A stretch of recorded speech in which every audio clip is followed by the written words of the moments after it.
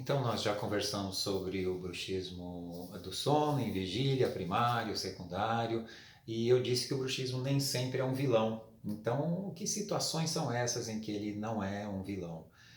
Quando o bruxismo está associado, por exemplo, o bruxismo do sono está associado a microdespertares, por exemplo, e que acontecem durante os episódios de apneia do sono, ou seja, aquelas pequenas paradas de respiração durante o sono. Então, esses microdespertares acabam auxiliando em que você acorde para respirar.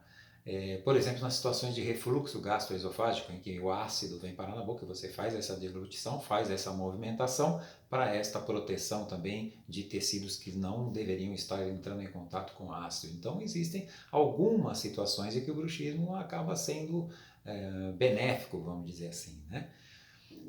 Mas existem situações em que ele vai ser o vilão, sim. Por exemplo, quando ele desencadeia as disfunções temporomandibulares. Então, bruxismo e DTM são entidades diferentes. Mas existe uma correlação bastante forte. O bruxismo é um dos grandes fatores de risco para o desenvolvimento de DTM. Então, quando o paciente já começa a apresentar problemas articulares, cansaço, dores na região da oroface, dor de cabeça, zumbido, vertigem, etc., então, aí nós já temos a manifestação das DTMs, ou das desordens das ATMs. Então, aí já é uma questão patológica para ser tratada de uma outra forma, né? Então, nem sempre o bruxismo é vilão, mas é sempre preciso ser investigado e cuidado, e de preferência por um especialista.